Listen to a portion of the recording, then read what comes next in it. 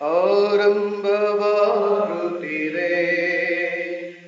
ನಿತ್ಯ ಆರಾಧನೆಯ ಪರಮ ಬಲಿ ತಾರಕ ಯೇಸುವಿನ ಪ್ರೇಮದ ಪೂಜ್ಯ ಬಲಿ ಆರಂಭವಾಗುತ್ತಿದೆ. ಪರಮನೀಯದ ಕಾಲವಿದು, ರಮ್ಯತೆ ತುಂಬಿದ ವೇಳೆಯಿದು. ಪರಮನೀಯದ ಕಾಲವಿದು, ರಮ್ಯತೆ ತುಂಬಿದ ವೇಳೆಯಿದು. ಸೌಮ್ಯತೆ ನೆಲೆಸಿ ಕರ್ತನ ನೆನೆಸಿ ಆರಾಧಿಸುವ ಸಮಯವಿದು. ಆರಂಭವಾಗುತ್ತಿದೆ ನಿತ್ಯ ಆರಾಧನೆಯ ಪರಮ ಬಲಿ. ಪಿತನ ಮತ್ತು ಸುತನ ಮತ್ತು ಪವಿತ್ರಾತ್ಮನ ನಾಮದಲ್ಲಿ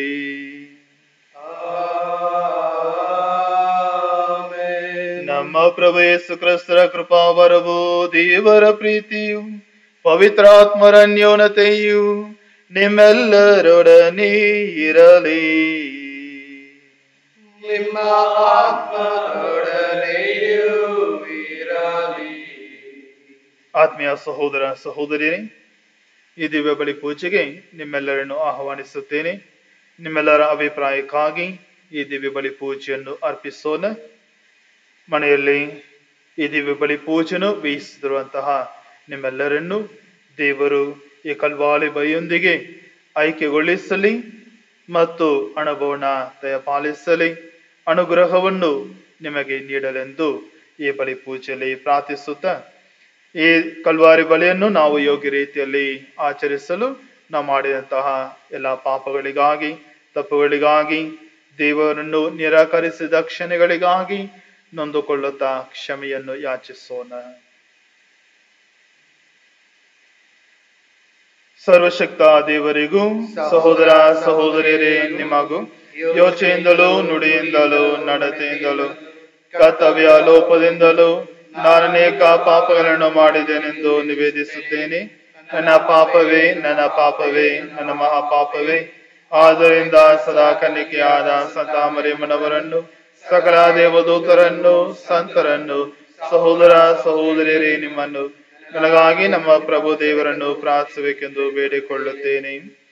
ಸರ್ವಶಕ್ತ ದೇವರು ನಮಗೆ ದಯ ತೋರಿಸಿ ನಮ್ಮ ಎಲ್ಲಾ ಪಾಪಗಳನ್ನು ಕ್ಷಮಿಸಿ ನಮ್ಮನ್ನು ನಿತ್ಯ ಜೀವಕ್ಕೆ ಕರೆದೊಯ್ಯಲಿ. ಸ್ವಾಮಿ ದಯ ತೋರಿ, ಕ್ರಿಸ್ತರೇ ದಯ ತೋರಿ, ಸ್ವಾಮಿ ದಯ ತೋರಿ. ಪ್ರಾರ್ಥಿಸೋಣ. ದೇವರೇ, ಆದಿಯಲ್ಲಿ ಮಾನವನು ಕಳೆದುಕೊಂಡ ಅಂತ ಸ್ಥಿತಿಗೆಂತಲೂ ಉನ್ನತವಾದ ಅಂತಸ್ತನ್ನು ನೀಡಿ ಮಾನವ ಸ್ವಭಾವನ ಪುನಶ್ಚೇತನಗೊಳಿಸುತ್ತೀರಿ. ನಿಮ್ಮ ಪ್ರೀತಿಮಯ ದಯೆಯ ಅತಿಶಯ ರಹಸ್ಯವನ್ನು ವೀಕ್ಷಿಸಿರಿ. ಅದ್ಭುತಕರವಾದ ನವಜನ್ಮದ ಮೂಲಕ ನವೀಕರಿಸಲು ನೀವು ಆರಿಸಿಕೊಂಡ ಭಕ್ತರಲ್ಲಿ ನಿಮ್ಮ ಅನಂತ ಕೃಪಾವರದ ಹಾಗೂ ಆಶೀರ್ವಾದ ಕೊಡುಗೆಗಳನ್ನು ಕಾದಿರಿಸಿರಿ. ನಿಮ್ಮೊಂದಿಗೆ ಪವಿತ್ರಾತ್ಮರೈಕ್ಯದಲ್ಲಿ ದೇವರಾಗಿ ಯುಗ ಯುಗಾಂತರಕ್ಕೂ ಜೀವಿಸಿ ಆಳುವ ನಮ್ಮ ಪ್ರಭುವು ನಿಮ್ಮ ಪುತ್ರರು ಆಗಿರುವ ಯೇಸು ಕ್ರಿಸ್ತರ ಮುಖಾಂತರ ನಿಮ್ಮನ್ನು ಪ್ರಾರ್ಥಿಸುತ್ತೇವೆ.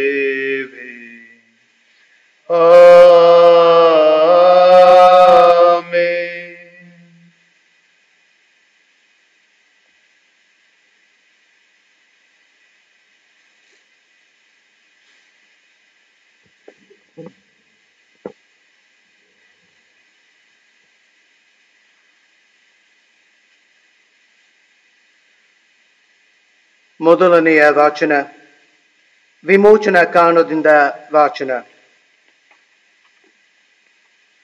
ಸರ್ವೇಶ್ವರ ಮೋಶೆಗೆ, ನೀನು ಕೂಡಲೇ ಬೆಟ್ಟದಿಂದ ಇಳಿದು ಹೋಗಿ ಈಜಿಪ್ತಿನಿಂದ ನೀನು ಕರೆತಂದ ನಿನ್ನ ಜನರು ಕೆಟ್ಟು ಹೋದರು. ನಾನು ಅವರಿಗೆ ಆಜ್ಞಾಪಿಸಿದ ಮಾರ್ಗವನ್ನು ಇಷ್ಟು ಬೇಗನೆ ತೊರೆದು ಬಿಟ್ಟು ತಮಗೆ ಲೋಹದ ಹೊರೆಕರುವನ್ನು ಮಾಡಿಸಿಕೊಂಡು ಅದಕ್ಕೆ ಅಡ್ಡಬಿದ್ದು ಬಲಿಯರ್ಪಣಿಸಿ, ಇಸ್ರಾಯೇಲರೇ ನೋಡಿ, ನಿಮ್ಮನ್ನು ಈಜಿಪ್ತಿನಿಂದ ಕರೆತಂದ ದೇವರು ಎಂದು ಹೇಳಿಕೊಳ್ಳುತ್ತಿದ್ದಾರೆ.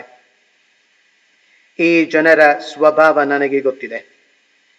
ಇವರು ನನ್ನ ಆಜ್ಞೆಗೆ ಬಗ್ಗದ ಹಠಮಾರಿಗಳು. ಆದ ಕಾರಣ ನೀನು ನನಗೆ ಅಡ್ಡ ಬರಬೇಡ.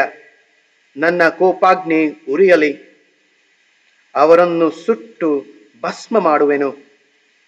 ಬಳಿಕ ನಿನ್ನಿಂದಲೇ ಬೇರೆ ಒಂದು ದೊಡ್ಡ ಜನಾಂಗ ಉದಯಿಸುವಂತೆ ಮಾಡುವೆನು ಎಂದು ಹೇಳಿದರು. ಆಗ ಮೋಶೆ ತನ್ನ ದೇವರಾದ ಸರ್ವೇಶ್ವರನನ್ನು ಹೀಗೆಂದು ಬೇಡಿಕೊಂಡನು: ಸ್ವಾಮಿ ಸರ್ವೇಶ್ವರ, ಮಹಾಶಕ್ತಿಯಿಂದಲೂ ಭುಜಬಲದಿಂದಲೂ ತಾವೇ ಈಜಿಪ್ತಿನಿಂದ ಬಿಡಿಸಿದ ತಮ್ಮ ಪ್ರಜೆಯ ಮೇಲೆ ಕೋಪಾಗ್ನಿ ಕಾರಬಹುದೇ? ಈಜಿಪ್ತಿನವರು ತಮ್ಮ ವಿಷಯದಲ್ಲಿ ಸರ್ವೇಶ್ವರನು ಕೇಡು ಮಾಡಬೇಕೆಂಬ ಉದ್ದೇಶದಿಂದಲೇ ಇಸ್ರಾಯೇಲರನ್ನು ಇಲ್ಲಿಂದ ಕರೆದುಕೊಂಡು ಹೋದರು. ಅವರನ್ನು ಬೆಟ್ಟ ಗುಡ್ಡದಲ್ಲಿ ಸಾಯಿಸಿ ಇಳೆಯಲ್ಲಿ ಉಳಿಯದಂತೆ ನಿರ್ಮೂಲ ಮಾಡಬೇಕೆಂದೇ ಅವರನ್ನು ಕರೆದುಕೊಂಡು ಹೋದದ್ದು ಎಂದು ಆಡಿಕೊಳ್ಳುವುದಕ್ಕೆ ಎಡೆ ಮಾಡಿಕೊಳ್ಳಬೇಕೆ?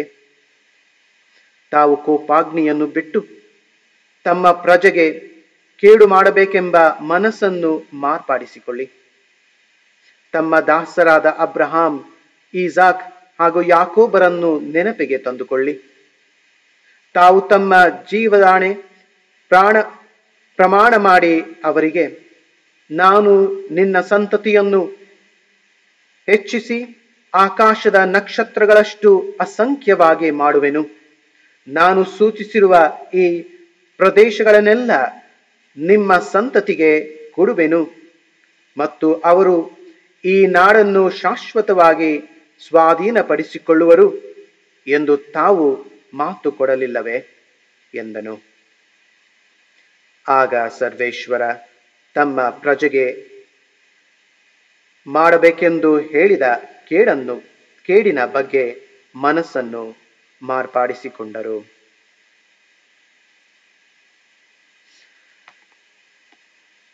ಪ್ರಭುವಿನ ವಾಕ್ಯ. ದೇವರಿಗೆ ಕೃತಜ್ಞತೆ ಸಲ್ಲಲಿ. ಹಾಡಿನ ಸಂಖ್ಯೆ 331. ನಿನ್ನ ವಾಕ್ಯವು ದೇವಾಮರ, ಪ್ರತಿವಾಣಿಯು ಜೇನೋಲು ಮಧುರ. ಅದ ಪಾಲಿಸುವ ನೆರವೇರಿಸುವ ಶಕ್ತಿಯ ನೀಡು. ಅದ ಪಾಲಿಸುವ ನೆರವೇರಿಸುವ ಶಕ್ತಿಯ ನೀಡು.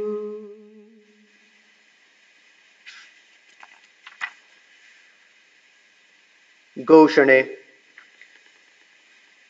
ದೇವರ ವಾಕ್ಯವಾದ ಪ್ರಭು ಯೇಸುವೆ, ನಿಮಗೆ ಸದಾ ಮಹಿಮೆ ಸಲ್ಲಲಿ. ನಿಮ್ಮ ಮಾತುಗಳು ಪ್ರಭು ಆತ್ಮ ಮತ್ತು ಜೀವವಾಗಿವೆ. ನಿತ್ಯ ಜೀವವನ್ನು ಈಯುವ ನುಡಿ ಇವುದು ತಮ್ಮಲ್ಲೇ. ದೇವರ ವಾಕ್ಯವಾದ ಪ್ರಭು ಯೇಸುವೆ, ನಿಮಗೆ ಸದಾ ಮಹಿಮೆ ಸಲ್ಲಲಿ.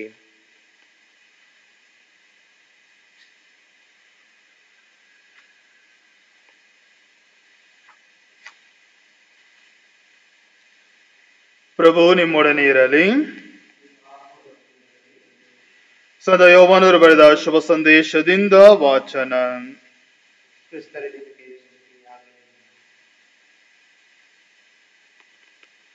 ಆ ಕಾಲದಲ್ಲಿ ಯೇಸು ಯಹೂದ್ಯರನ್ನು ಉದ್ದೇಶಿಸಿ ಹೀಗೆಂದರು: ನನ್ನ ಪರವಾಗಿ ನಾನೇ ಸಾಕ್ಷಿ ನೀಡಿದರೆ ನನ್ನ ಸಾಕ್ಷಿಗೆ ಬೆಲೆ ಇರದು.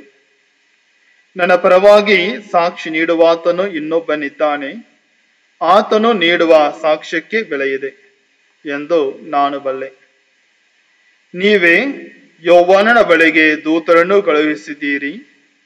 ಆತನು ಸತ್ಯವನ್ನು ಕುರಿತು ಸಾಕ್ಷಿ ಹೇಳಿದ್ದಾನೆ. ನನಗೆ ಮಾನವ ಸಾಕ್ಷಿ ಬೇಕೆಂದು ಅಲ್ಲ, ಆದರೆ ಇದನ್ನೆಲ್ಲ ನಿಮ್ಮ ಉದ್ಧಾರಕ್ಕೆಂದು ನಾನು ಹೇಳುತ್ತಿದ್ದೇನೆ. ಯೋವಾನನು ಉಜ್ವಲವಾಗಿ ಉರಿಯುವ ದೀಪದಂತೆ ಇದ್ದನು. ಆ ಬೆಳಕಿನಲ್ಲಿ ನೀವು ಸ್ವಲ್ಪ ಕಾಲ ನಡೆದಾಡಿದಿರಿ. ಯೋವಾನನು ನೀಡಿದ ಸಾಕ್ಷ್ಯಕ್ಕಿಂತಲೂ ಮಿಗಿಲಾದ ಸಾಕ್ಷ್ಯ ನನಗುಂಟು. ನಾನು ಸಾಧಿಸುತ್ತಿರುವ ಸುಕೃತ್ಯಗಳೇ, ಅಂದರೆ ಪಿತನು ನನಗೆ ಮಾಡಿ ಮುಗಿಸಲು ಕೊಟ್ಟ ಕಾರ್ಯಗಳೇ ನಾನು ಪಿತನಿಂದ ಬಂದವನೆಂದು ನನ್ನ ಪರವಾಗಿ ಸಾಕ್ಷಿ ಕೊಡುತ್ತವೆ. ನನ್ನನ್ನು ಕಳುಹಿಸಿದ ಪಿತನೇ ನನ್ನ ಪರವಾಗಿ ಸಾಕ್ಷಿ ನೀಡಿದ್ದಾರೆ. ನೀವಾದರೂ ಅವರ ಧ್ವನಿಯನ್ನು ಎಂದೂ ಕೇಳಿಲ್ಲ, ಅವರ ದರ್ಶನವನ್ನು ಎಂದೂ ಕಂಡಿಲ್ಲ. ಅವರ ಸಂದೇಶ ನಿಮ್ಮಲ್ಲಿ ನೆಲೆಸಿಲ್ಲ, ಏಕೆಂದರೆ ಅವರು ಕಳುಹಿಸಿದವನಲ್ಲಿ ನೀವು ವಿಶ್ವಾಸವಿಡಲಿಲ್ಲ. ಪವಿತ್ರ ಗ್ರಂಥದಿಂದಲೇ ನಿತ್ಯ ಜೀವ ಲಭಿಸುವುದೆಂದು ಭಾವಿಸಿ ನೀವು ಅದನ್ನು ಪರಿಶೀಲಿಸಿ ನೋಡುತ್ತೀರಿ. ಆ ಗ್ರಂಥವು ಸಹ ನನ್ನ ಪರವಾಗಿ ಸಾಕ್ಷಿ ಹೇಳುತ್ತದೆ.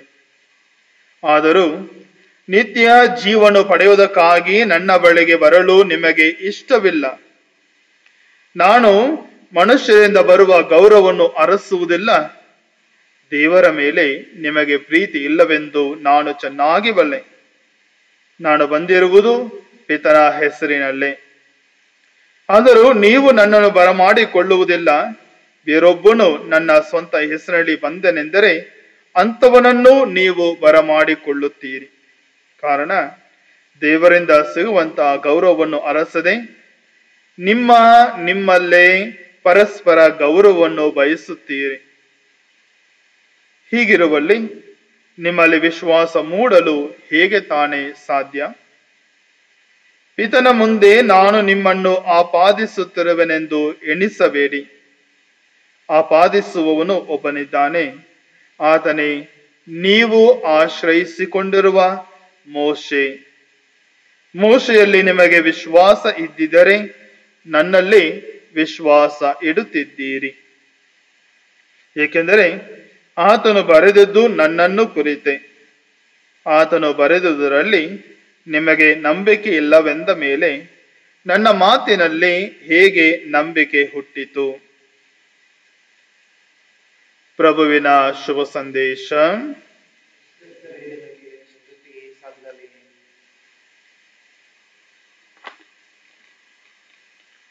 ಆತ್ಮೀಯ ಸಹೋದರ ಸಹೋದರಿಯರೇ,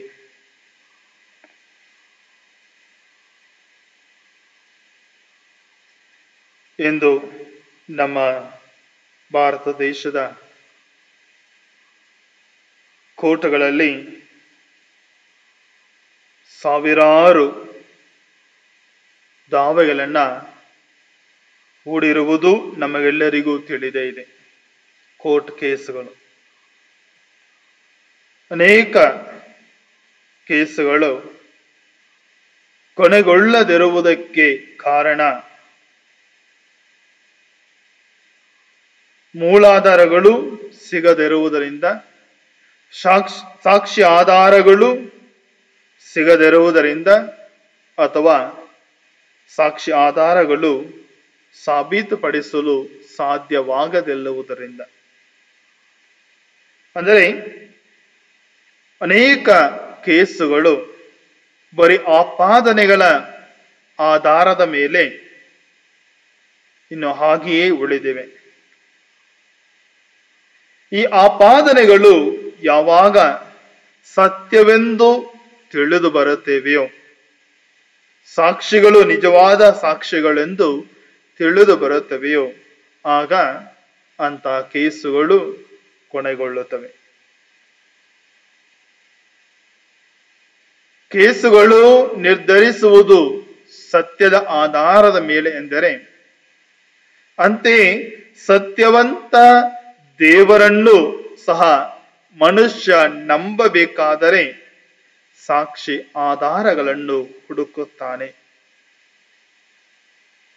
ಅಂತ ಸಾಕ್ಷಿ ಆಧಾರಗಳು ಮನುಷ್ಯನಿಗೆ ಸಿಗುವುದು ತನ್ನ ಅಂತರಂಗದ ವಿಶ್ವಾಸದ ಕಣ್ಣುಗಳನ್ನ ತೆರೆದು ಈ ಪ್ರಪಂಚವನ್ನ ನೋಡಿದಾಗ. ದೇವರ ಮಹಿಮೆ ಈ ಪ್ರಪಂಚದಲ್ಲಿ ಅನೇಕ ವಿಧದಲ್ಲಿ ಪ್ರಕಟವಾಗುತ್ತದೆ. ನಾವು ಜೀವಿಸುವಂತಹ ಈ ಪ್ರಕೃತಿಯಲ್ಲಿ ನಾವು ಕಾಣುವಂತಹ ಆಕಾಶದ ನಕ್ಷತ್ರಗಳಲ್ಲಿ, ನಾವು ಕಾಣುವಂತಹ ನಡೆದಾಡುವಂತಹ ದೇವರ ಸ್ವರೂಪಿಯಾದ ಮನುಷ್ಯರಲ್ಲಿ, ಮತ್ತು ನಾವು ಜೀವಿಸುವಂತ ನಮ್ಮ ವೈಯಕ್ತಿಕ ಜೀವನದ ಅಂತರಂಗದಲ್ಲಿ. ಆದರೆ ಮಾನವ ಯಾವಾಗ ಆ ದೇವರನ್ನು ಇಂತಹ ಸ್ಥಳದಲ್ಲಿ ಗುರುತಿಸಲು ವಿಫಲನಾಗುತ್ತಾನೋ, ಫರಿಸಾಯನಂತೆ ಇಂದಿನ ಶುಭ ಸಂದೇಶದಲ್ಲಿ ಕಟುವಾದ ಮನಸ್ಸನ್ನ ಹೊಂದಿ ತಮ್ಮ ಮುಂದೆ ಪ್ರತ್ಯಕ್ಷರಾಗಿರುವಂತಹ ದೇವರನ್ನು ಅಂತರಂಗದ ವಿಶ್ವಾಸ ಕಣ್ಣುಗಳಿಂದ ನೋಡಲು ಸೋತು ಹೋಗುತ್ತಾನೋ, ವಿಫಲನಾಗುತ್ತಾನೋ, ಅಲ್ಲಿಯವರೆಗೆ ದೇವರನ್ನು ನಾವು ಕಾಣಲು ಅಸಾಧ್ಯ, ಅವರನ್ನು ಅನುಭವಿಸಲು ಅಸಾಧ್ಯ. ಅದಕ್ಕೆ ಬದಲಾಗಿ ಸಾಕ್ಷಿಯ ಹಿಂದೆ ನಾವು ಅಲೆದಾಡುತ್ತಾ ಹುಡುಕುತ್ತಾ ಹೋಗುತ್ತೇವೆ. ಅಂತ್ಯದವರೆಗೂ ದೇವರನ್ನು ಕಾಣಲು ವಿಫಲರಾಗುತ್ತೇವೆ. ಪ್ರಭು ಯೇಸು ನಿಜವಾದ ದೇವರೆಂದು ಹೇಳುವುದಕ್ಕೆ ಸಾಕ್ಷಿ. ಅವರು ದೀಕ್ಷಾಸ್ನಾನ ಪಡೆದಾಗ ದೇವರ ವಾಣಿ ಈ ಜಗತ್ತಿಗೆ ಸಾರಿದು, ಇಗೋ ನನ್ನ ಪುತ್ರ. ಅವರ ಬರುವಿಕೆಯ ಹಾದಿಯನ್ನು ಸರಾಗ ಮಾಡಲು ಬೆಂಗಾಡಿನಲ್ಲಿ ಕೂಗಿದ ಧ್ವನಿ ಸ್ನಾನಕ ಯೋವಾನ. ಅವರು ಮಾಡಿದಂತಹ ಕೃತ್ಯಗಳು ಈ ಜಗತ್ತಿನಲ್ಲಿ ಅನೇಕ ಇವೆ. ಅವರು ಜೀವನ ಮಾಡಿದಂತಹ ಸಮಯದಲ್ಲಿ ಅವರು ರೋಗಿಯನ್ನು ಗುಣಪಡಿಸಿದರು, ಸತ್ತವರನ್ನು ಎಬ್ಬಿಸಿದರು, ಅಧಿಕಾರ ವಾಣಿಯಿಂದ ಬೋಧಿಸಿದರು. ಮಾತ್ರವಲ್ಲ, ತನ್ನ ಜೀವನ್ನೇ ಕೊಟ್ಟು ತ್ಯಾಗ ಮಾಡಿ ನಮ್ಮನ್ನು ಉದ್ಧರಿಸಿದರು ಎಂದು ಅದೇ ಪ್ರಭು ಯೇಸು ನಾವು ಸಾಕ್ಷಿಯನ್ನು ಹುಡುಕುವ ಬದಲು ಮಾನವನಲ್ಲಿ ನಾವು ಗೌರವನ ಎದುರು ನೋಡುವ ಬದಲು ಪ್ರಭು ಯೇಸುವನ್ನು ವಿಶ್ವಾಸಿಸಿದರೆ ನಿಜ ಏಕ ದೇವರನ್ನ ನಾವು ಕಂಡುಕೊಳ್ಳಬಹುದು. ನಾವು ಪ್ರಭು ಯೇಸುವಿನ ವಾಕ್ಯದಲ್ಲಿ ನಂಬಿಕೆ ಇಟ್ಟರೆ ಅವರು ಮಾಡುವಂತಹ ಅದ್ಭುತ ಕಾರ್ಯಗಳನ್ನು ನಾವು ಪಡೆದುಕೊಳ್ಳಬಹುದು. ಆ ಯೇಸುವಲ್ಲಿ ನಾವು ವಿಶ್ವಾಸಿಸಿದರೆ ನಿತ್ಯ ಜೀವವನ್ನು ನಾವು ಪಡೆದುಕೊಳ್ಳಬಹುದು. ಪ್ರಿಯರೇ, ನಮಗೆ ಮೋಸ ಮಾಡುವಂತಹ ಈ ಜಗತ್ತಿನ ಜನರು ನಾವು ವಾಕ್ಯದಲ್ಲಿ ನುಡಿಯಲ್ಲಿ ನಾವು ನಂಬಿಕೆ ಇರಿಸಿ ಮೋಸ ಹೋಗದೆ ಪ್ರಭು ಯೇಸುವಿನಲ್ಲಿ ನಂಬಿಕೆ ಇಡೋಣ, ಜೀವ ಪಡೆಯೋಣ. ಅವರೇ ನಮ್ಮ ರಕ್ಷಕರು. ಆಮೇನ್.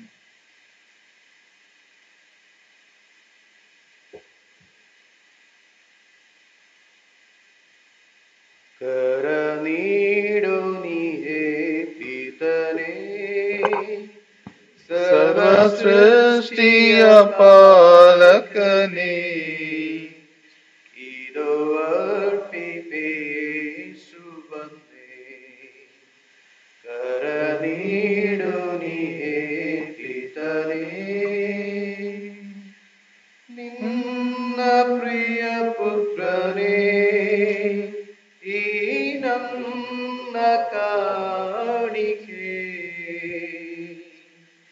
ನಿನ್ನ ಪ್ರಿಯ ಪುತ್ರನೇ, ಈ ನನ್ನ ಕಾಣಿಕೆ. ಇದರೊಡೆಯನ್ನ ಜೀವಿತವೆನ್ನ, ಇದರೊಡೆಯನ್ನ ಜೀವಿತವೆನ್ನ ಅರ್ಪಿಪೆ ಸ್ವೀಕರಿಸೋ, ಅರ್ಪಿಪೆ ಸ್ವೀಕರಿಸೋ. ಪ್ರೇರೆ, ನಾವು ತಂದಿರುವಂತಹ ಈ ಕಾಣಿಕೆ ಏಳೋಪಿದ ದೇವರಿಗೆ ಒಪ್ಪಿಗೆ ಆಗುವಂತೆ ಪ್ರಾರ್ಥಿಸಿರಿ.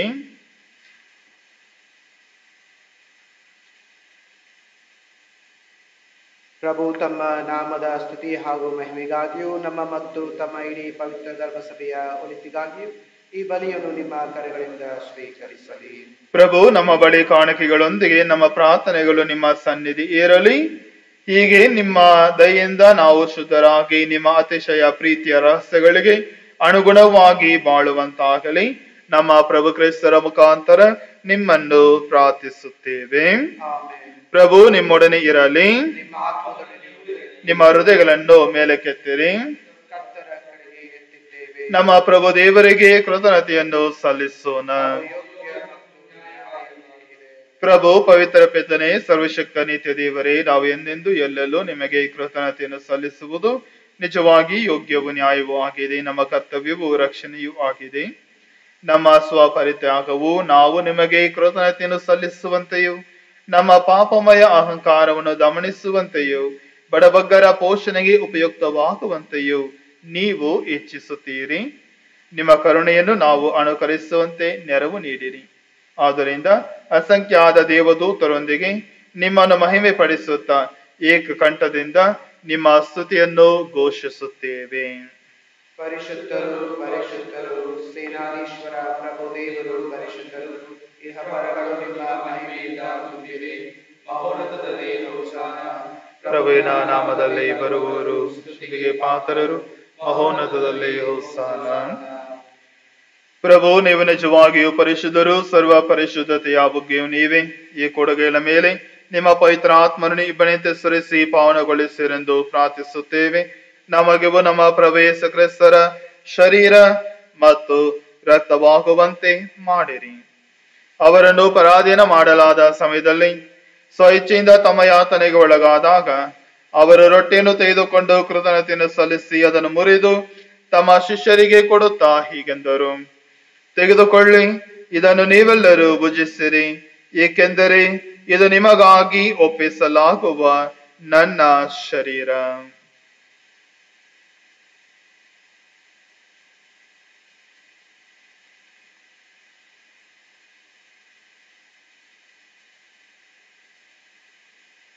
ಅಂತೆಯೇ ಭೋಜನದ ಅಂತ್ಯದಲ್ಲಿ ಅವರು ಪಾನಪಾತ್ರೆಯನ್ನು ತೆಗೆದುಕೊಂಡು ನಿಮಗೆ ಕೃತಜ್ಞತೆಯನ್ನು ಸಲ್ಲಿಸಿ ತಮ್ಮ ಶಿಷ್ಯರಿಗೆ ಕೊಡುತ್ತಾ ಹೀಗೆಂದರು: ತೆಗೆದುಕೊಳ್ಳಿ ಮತ್ತು ಇದರಿಂದ ನೀವೆಲ್ಲರೂ ಪಾನ ಮಾಡಿರಿ, ಏಕೆಂದರೆ ಇದು ಹೊಸ ಮತ್ತು ಅನಂತ ಒಡಂಬಡಿಕೆಯ ನನ್ನ ರಕ್ತದ ಪಾತ್ರೆ. ಈ ರಕ್ತವು ನಿಮ್ಮ ಮತ್ತು ಅನೇಕರ ಪಾಪಗಳ ಪರಿಹಾರಕ್ಕಾಗಿ ಸುರಿಸಲಾಗುವುದು. ಇದನ್ನು ನನ್ನ ಸ್ಮರಣೆಗಾಗಿ ಮಾಡಿರಿ.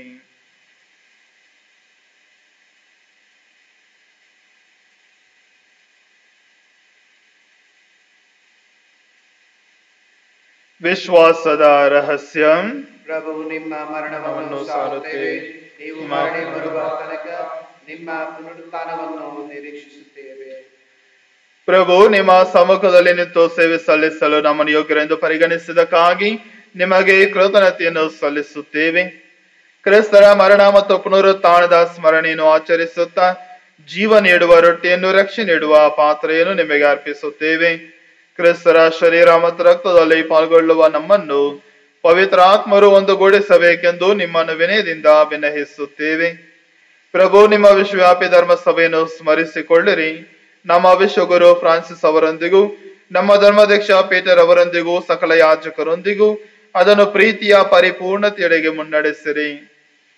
ಪ್ರಭು, ಪುನರುತ್ಥಾನದ ನಿರೀಕ್ಷೆಯಲ್ಲಿ ವಿಶ್ರಮಿಸುತ್ತಿರುವ ನಮ್ಮ ಸಹೋದರ ಸಹೋದರಿಯರನ್ನು ನಿಮ್ಮ ದಯೆಯಲ್ಲಿ ಮೃತರಾದ ಎಲ್ಲರನ್ನು ಸ್ಮರಿಸಿಕೊಳ್ಳಿರಿ. ಅವರನ್ನು ನಿಮ್ಮ ಸಮ್ಮುಖದ ಪ್ರಭೆಗೆ ಬರಮಾಡಿರಿ. ಪ್ರಭು, ನಮ್ಮೆಲ್ಲರ ಮೇಲೆಯೂ ದಯೆ ತೋರಿರಿ. ಈ ದಿವ್ಯ ಬಲಿ ಪೂಜೆಯನ್ನು ವೀಕ್ಷಿಸುತ್ತಿರುವಂತಹ ಎಲ್ಲಾ ಕುಟುಂಬಗಳನ್ನು ನೀವು ಆಶೀರ್ವದಿಸಿರಿ. ಅಂತೆಯೇ ಎಂಥ ರೋಗಕ್ಕೂ ತುತ್ತಾಗದಂತೆ ಸಕಲರನ್ನು ಕಾಪಾಡಿರಿ.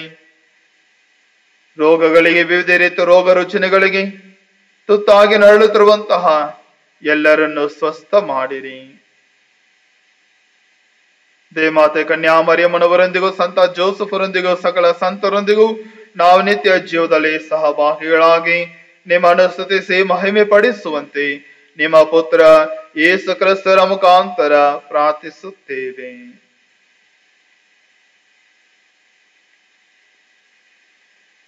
ಇವರ ಮುಖಾಂತರವು ಇವರೊಂದಿಗೂ ಇವರಲ್ಲಿಯೂ ಸರ್ವಶಕ್ತ ತಂದೆಯಾದ ದೇವರೇ, ಪವಿತ್ರಾತ್ಮರೈಕ್ಯದಲ್ಲಿ ಸರ್ವ ಗೌರವವೂ ಮಹಿಮೆಯು ಯುಗ ಯುಗಾಂತರಕ್ಕೂ ನಿಮಗೆ ಸಲ್ಲಲಿ.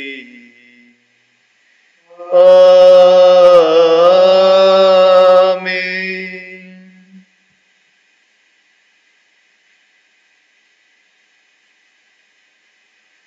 ಭಕ್ತಿ ಭಾವದಿಂದ ಪ್ರಭು ಯೇಸುವೇ ನಮ್ಮ ರಕ್ಷಕರು ಎಂಬ ವಿಶ್ವಾಸ ನಿವೇದಿಸುತ್ತಾ ಪ್ರಾರ್ಥಿಸೋಣ. ಸ್ವರ್ಗದಲ್ಲಿರುವ ನಮ್ಮ ತಂದೆ, ನಿಮ್ಮ ನಾಮ ಪೂಜಿತವಾಗಲಿ, ನಿಮ್ಮ ರಾಜ್ಯ ಬರಲಿ, ನಿಮ್ಮ ಚಿತ್ತ ಸ್ವರ್ಗದಲ್ಲಿ ನೆರವೇರುವ ಪ್ರಕಾರ ಭೂಮಿಯಲ್ಲಿಯೂ ನೆರವೇರಲಿ.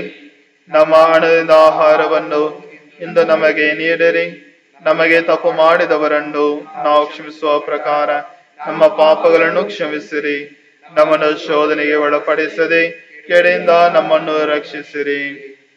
ಪ್ರಭು ಸಕಲ ಕೇಡುಗಳಿಂದ ನಮ್ಮನ್ನು ರಕ್ಷಿಸಿರೆಂದು ಪ್ರಾರ್ಥಿಸುತ್ತೇವೆ. ನಿಮ್ಮ ದಯ ನೆರವನ್ನು ಪಡೆದು ಪಾಪದಿಂದ ಸದಾ ಬಿಡುಗಡೆಯಾಗಿ ಎಲ್ಲಾ ಸಂಕಷ್ಟಗಳಿಂದ ಸುರಕ್ಷಿತರಾಗಿರುವಂತೆ ನಮ್ಮ ಜೀವಮಾನದಲ್ಲಿ ಶಾಂತಿಯನ್ನು ದಯಿಂದ ಕರುಣಿಸಿರಿ. ನಾವು ಸ್ವರ್ಗಾನಂದವನ್ನು, ನಮ್ಮ ರಕ್ಷಕ ಯೇಸು ಕ್ರಿಸ್ತರ ಆಗಮನವನ್ನು ನಿರೀಕ್ಷಿಸುತ್ತಿದ್ದೇವೆ. ಏಕೆಂದರೆ ರಾಜ್ಯಭಾರವೂ ಅಧಿಕಾರವೂ ಮಹಿಮೆಯೂ ಯುಗಾಂತರಕ್ಕೂ ನಿಮ್ಮದೇ. ಪ್ರಭು ಯೇಸು ಕ್ರಿಸ್ತರೇ, ನಿಮ್ಮ ಪ್ರೇಷಿತರಿಗೆ ನಿಮಗೆ ಶಾಂತಿಯನ್ನು ಬಿಟ್ಟು ಹೋಗುತ್ತೇನೆ, ನನ್ನ ಶಾಂತಿಯನ್ನು ನಿಮಗೆ ಕೊಡುತ್ತೇನೆ ಎಂದು ಹೇಳಿದ್ದೀರಿ. ನಮ್ಮ ಪಾಪಗಳನ್ನು ಲಕ್ಷಿಸದೆ ನಿಮ್ಮ ಧರ್ಮಸಭೆಯ ವಿಶ್ವಾಸವನ್ನು ವೀಕ್ಷಿಸಿರಿ. ಅದಕ್ಕೆ ನಿಮ್ಮ ಚಿತ್ತದ ಪ್ರಕಾರ ಶಾಂತಿಯನ್ನು ಐಕ್ಯತೆಯನ್ನು ದಯಿಂದ ದಯಪಾಲಿಸಿರಿ.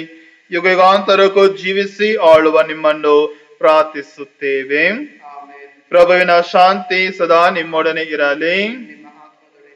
ಪರಸ್ಪರ ಶಾಂತಿಯನ್ನು ಕೋರೋಣ. ಲೋಕದ ಪಾಪಗಳನ್ನು ಪರಿಹರಿಸುವ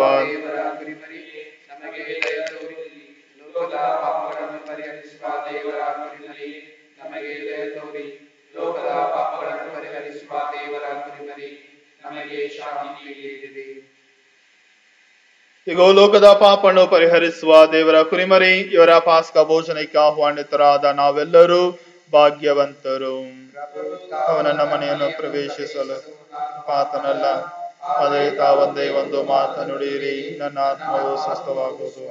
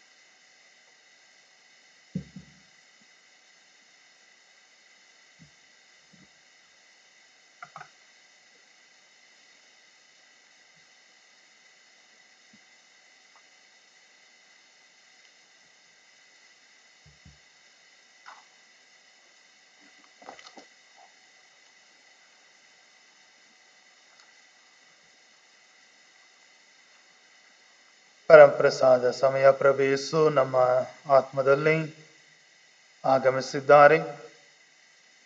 ಈ ದಿವ್ಯ ಬಲಿ ಪೂಜೆಯನ್ನು ವೀಕ್ಷಿಸಿರುವಂತಹ ಎಲ್ಲ ಭಕ್ತಾದಿಗಳು ಆಧ್ಯಾತ್ಮಿಕವಾಗಿ ಈ ಪರಮಪ್ರಸಾದವನ್ನ ಸ್ವೀಕರಿಸಲು ಭಕ್ತಿಯಿಂದ ನನ್ನ ನಂತರ ಪ್ರಾರ್ಥಿಸಿರಿ. ನನ್ನ ಯೇಸುವೆ, ನನ್ನ ಯೇಸುವೆ, ದಿವ್ಯ ಪರಮ ಪ್ರಸಾದದಲ್ಲಿ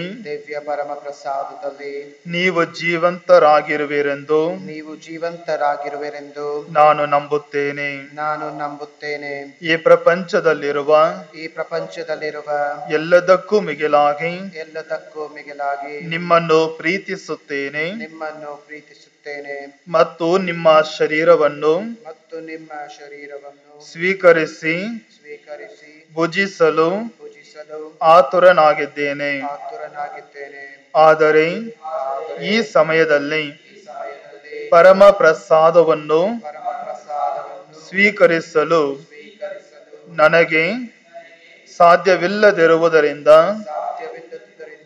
ನಿಮ್ಮ ಶರೀರವನ್ನು ನಿಮ್ಮ ಶರೀರವನ್ನು ಆಧ್ಯಾತ್ಮಿಕವಾಗಿ ಆಧ್ಯಾತ್ಮಿಕವಾಗಿ ಸ್ವೀಕರಿಸಲು ಸ್ವೀಕರಿಸಲು ಕರುಣಿಸಿ ಪ್ರಭುವೆ. ಕರುಣಿಸಿ ಪ್ರಭುವೇ.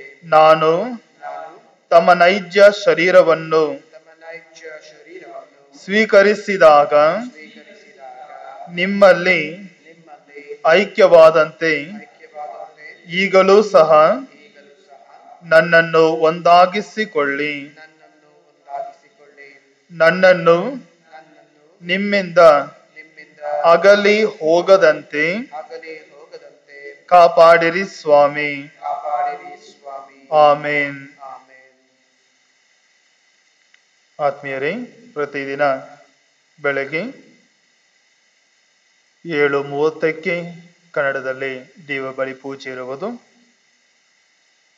ಇಂದು ಸಂಜೆ 3 ಗಂಟೆಗೆ ತಮಿಳಿನಲ್ಲಿ ನವೀನ ಪ್ರಾರ್ಥನೆ ಮತ್ತು ಬಲಿ ಆರಾಧನೆ ಇರುವುದು.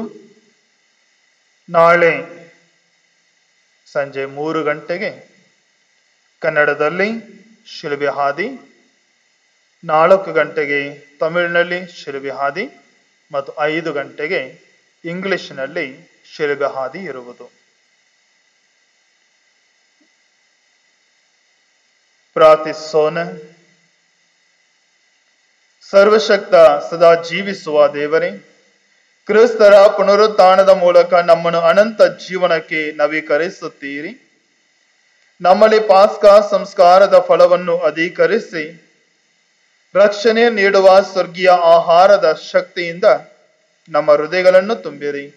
ನಮ್ಮ ಪ್ರಭು ಕ್ರಿಸ್ತರ ಮುಖಾಂತರ ನಿಮ್ಮನ್ನು ಪ್ರಾರ್ಥಿಸುತ್ತೇವೆ. ಆಮೆನ್. ಪ್ರಭು ನಿಮ್ಮೊಡನೆ ಇರಲಿ. ನಿಮ್ಮ ಆತ್ಮದೊಡನೆಯೂ ಇರಲಿ. ಸರ್ವಶಕ್ತ ದೇವರಾದ ಪಿತ, ಸುತ ಮತ್ತು ಪವಿತ್ರಾತ್ಮರು ನಿಮ್ಮನ್ನು ನಿಮ್ಮ ಕುಟುಂಬಗಳನ್ನು ದೇವರು ಆಶೀರ್ವದಿಸಲಿ. ಆಮೆನ್. ಹೋಗಿ ಬನ್ನಿ. ಕ್ರಿಸ್ತರ ಶಾಂತಿ ನಿಮ್ಮಲ್ಲಿರಲಿ. ದೇವರಿಗೆ ಕೃತಜ್ಞತೆ ಸಲ್ಲಲಿ.